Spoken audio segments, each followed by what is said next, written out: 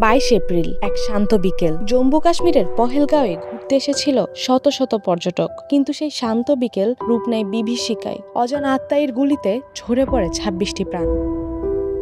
ভারত একম্বরেই দায় দেয় পাকিস্তানের সংগঠন লস্কর-ই তৈয়বার দিকে। উত্তেজনা ছড়িয়ে পড়ে দুই দেশের সীমানা জুড়ে। আর 15 দিন পর ঠিক মঙ্গলবার রাত 1:45 যখন গোটা দেশ গভীর ঘুমে, তখন আকাশপথে গর্জে ওঠে ভারতীয় বায়ুসেনা। শুরু হয় অপারেশন সিঁদুর। ভারতের প্রতিরোধে পাকিস্তানের মাটিতে বিস্ফোরণের শব্দ, অন্তত 26 জনের মৃত্যু, আহত 46। পাল্টা জবাব দেয় পাকিস্তান।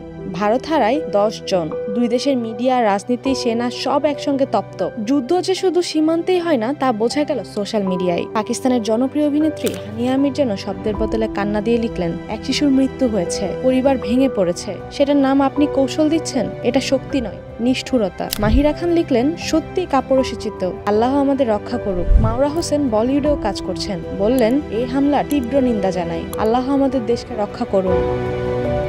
পাকিস্তানের তারকারা যেখানে মানবিকতার সুর তুলেছেন, ভারতের বাংলা সিনেমার তারকারা ঠিক ততটাই সরব ভারতের সেনাবাহিনীর পাশে দাঁড়িয়ে। দেব অপারেশন সিঁদুরের পোস্টার শেয়ার করে লিখেছেন, জয় হিন্দ। জিৎ কুর্নিশ জানিয়ে লেখেন, আমাদের সেনা আমাদের গর্ব। প্রসেনজিৎ বলেন, ইন্ডিয়ান এয়ারফোর্স এবং সেনাকে স্যালুট। অঙ্কুশ হাজরা এক ধাপ এগিয়ে লিখলেন, প্রিয় প্রতিবেশীদের জানাই আগামী দীপাবলির শুভেচ্ছা। আর জিতু কমল স্পষ্ট জানান, এই আঘাত সন্ত্রাসবাদীদের বিরুদ্ধে, নিরীহদের বিরুদ্ধে নয়।